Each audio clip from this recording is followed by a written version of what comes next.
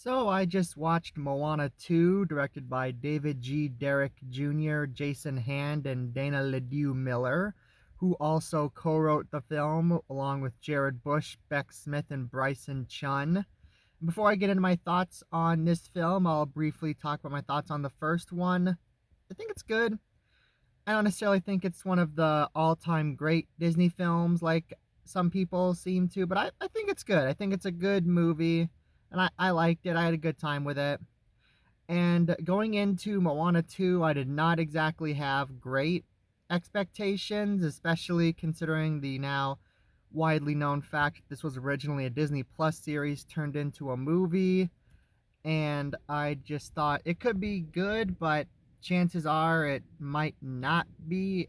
I don't know. I guess we'll have to wait and see. And I also was a bit nervous since this was apparently David and Jason's directorial debut, and Dana had only directed a short back in 2008. So I was a bit nervous going into this, and it was passable.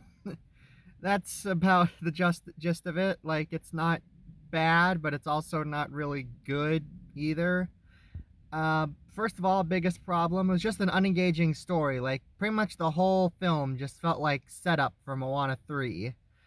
And, like, as bad as Frozen 2 was, and not like Frozen 2, at least it was its own movie and wasn't just set up for Frozen 3. That's the one thing I can give Frozen 2. Like, it just dragged in quite a few places, particularly when it focused on the new crew that Moana sails with, and that made it pretty hard to stay engaged. I mean, they also kept trying really hard to make this film feel bigger than the first film, saying things like, oh, this is bigger than the ancestors, or restoring Te Fiti was just the beginning. And it just felt really embarrassing, like them trying really hard to make this film seem epic and justifying its existence and making it seem even bigger than the first one. And it's like, it's shocking because one of the writers, Jared, he actually wrote Moana 1 and Zootopia and Encanto, and these are good movies. Like, I don't understand why the script turned out this way. But I guess at the same time, like, it's weird because I guess Dana is mostly known for writing episodes of shows like The Newsroom, Narcos, Blood and Oil, Designated Survivor, and Thai Cave Rescue. It's like these are not exactly shows I associate with like Disney style movies, so maybe she just was unsure of how to properly write a movie like this. I have no idea. It's just kind of weird. I will admit, though, with the writing, the overall message of togetherness and connecting people was worthwhile. It's a good message to teach, and if that's what kids get out of this, then cool. And also, it was a nice inclusion of Polynesian culture, similar to the first film. It was a nice showcase for that, especially with the not the English vocal tracks, but the Polynesian vocal tracks by Opitaya Foai. Sorry if I'm mispronouncing that. I thought in terms of characters, Moana was fine. It's like she's not as interesting as the first film, but still she's a fine character in this. And I thought Alila Carvalho did a really good job with her performance. In terms of the new crew, I thought the farmer could be funny sometimes. I thought the canoe builder character was fine, and Rose Matafeo gave a good performance as her. The historian character, though, he was really annoying. Like, he's where most of my grievances with the crew comes from. Like, he just would not shut up about being obsessed with Maui and wanting to be his friend, and it just got really annoying after a while. And the new crew who joined Moana, it's like they could have been expanded on so much more in the originally intended series, and they could have had arcs and better personalities, and we could have gotten to actually like them. Like at the beginning, they might have still been a bit annoying, but at the very least, we would have eventually liked them. But that's not what we got. Instead, it's like all of a sudden at the end, they're like more competent, but still not that interesting. So I just did not like them, and I hope they kind of get dropped from the franchise at this point. The Batgirl was fun. I liked her. I liked the scenes with her, but she just felt underused because she just kind of vanishes from the film about 2/3 in, and we don't get to learn much about her. The little sister in this I thought was annoying. I just don't like many little kid characters, but at the very least, she's not in the movie too much, so it's not a huge problem. The grandma's brief cameos I thought were kind of awkward. Like it never really felt needed, just felt like kind of fan service. Like, hey, remember the grandma from the first movie? She's here again. Look at that. Just felt kind of weird whenever she would show up. And without getting into spoilers, I kind of didn't like what they did with the Kakamora in this. Like they were kind of chaotic little gremlins in the first film, and that's what made them so much fun in their little scene. And again, without getting into spoilers, they kind of do away with that here, and I didn't like that very much. The humor in this film was hit and miss. There was some stuff I laughed at, but there was also quite a bit I didn't laugh at. And there were also like a lot of unfunny modern references, which, like, yeah, that's something the first film has, but it kind of felt like in overdrive here. Like there's references to fan fiction and Moana bees, and there's a screaming goat in this because it's 2013 now, apparently. I don't understand why this is still popping up in movies.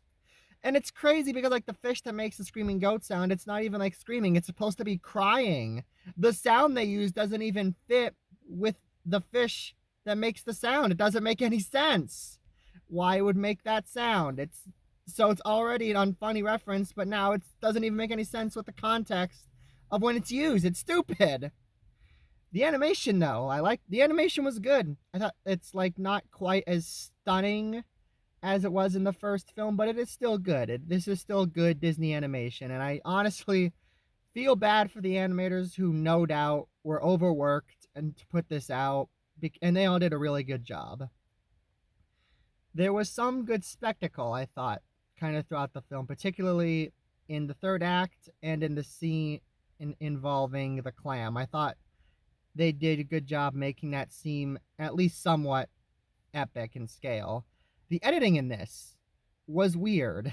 Like, there's just stuff where it feels like this maybe should have either been stuff should have been communicated clearer or it should have held on something longer, but instead it just feels like it's just sort of cutting really quick because they have to get through this in an hour and a half. Like, for example, there's a scene where Moana is sailing, leaving the island and going off into the water, kind of like she did in How Far I'll Go. But then all of a sudden it cuts back to her on the island and it's acting like she didn't sail off. So I guess that was supposed to be a fantasy sequence, maybe. I don't know. That should have been communicated clearer.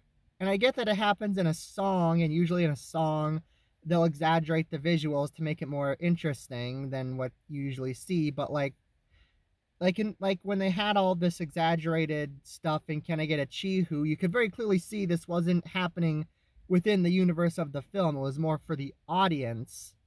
But this one felt like it was happening. It looked like it was just happening within universe, but then like, no, it wasn't. What are you talking about? That didn't happen. It's like, okay, weird.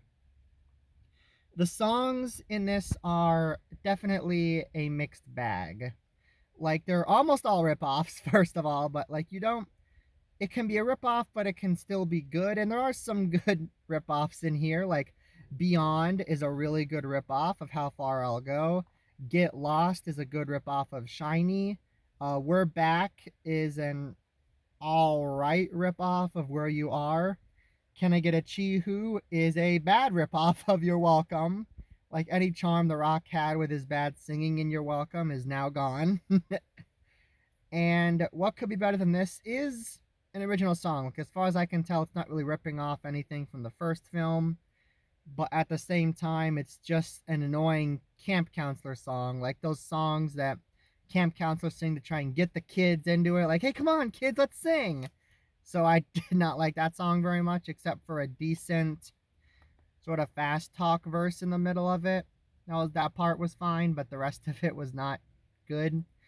And I think the biggest reason why the songs turned out like this is because it has two new songwriters, Abigail Barrow and Emily Bear. And they were trying to mimic the style of Lin-Manuel Miranda, and they only sometimes succeeded. And even when they did, it was clear they were just ripping off what he did before. And I hope that when they make Moana 3, they either bring back Lin-Manuel Miranda or they just get somebody more experienced in musical theater because, as far as I can tell, the two songwriters in this don't really have much musical theater background. So it seems like I don't like this, but here's the biggest reason why I say it's passable, because it picks up when Moana and Maui reunite about 2/3 through the film, and I thought throughout the film I thought Maui was fun. Dwayne Johnson was still good in the role, and like him and Moana still have decent chemistry together, and I do like some little touches they give him. Like I think it's nice that his reason for wanting to work alone is more out of concern for Moana not wanting her to die than it is for his ego. And I think that shows like his character development. Like it shows that he's not as egotistical as he was in the first film. I did like that. I noticed it and I liked it. The action in the third act is entertaining. Like the part where they battle the storm, I thought that was fun. And it had a somewhat satisfying ending. Again, without getting into spoilers, it was just nice to see where it concluded. It was nice to see what happened. And if they make Moana 3, it could lead to some new possibilities. Like maybe this will be explored more what happens at the end. So, maybe at the very least that one will actually be good, especially since they won't just be basing it on a show that has to be condensed into a 90-minute film. It'll be its own thing. So, yeah, maybe good movie coming eventually. But yeah, again, just a repeat. Moana 2, not bad. I'm sure kids will like it, but I just think it should have stayed a Disney Plus series, and I'll probably forget most of what happened in this movie in like a week. And I just think it's important to remember that a financial success is ultimately meaningless to the quality of the film. Like this movie made $900 million. That doesn't mean it's good. That doesn't mean it's great. It's like I think we need to remember just because the movie makes a lot of money doesn't mean it's good. And I hope studios in particular remember that and take that into account when they make the next Disney animated film. And so I'm going to give Moana 2 a C. And those are my thoughts on Moana 2. Be sure to let me know what you thought of the film down in the comments below if you've seen it. Thank you for watching. Be sure to subscribe to see more videos like this in the future. And on that note, I will see you next time. Have a great day.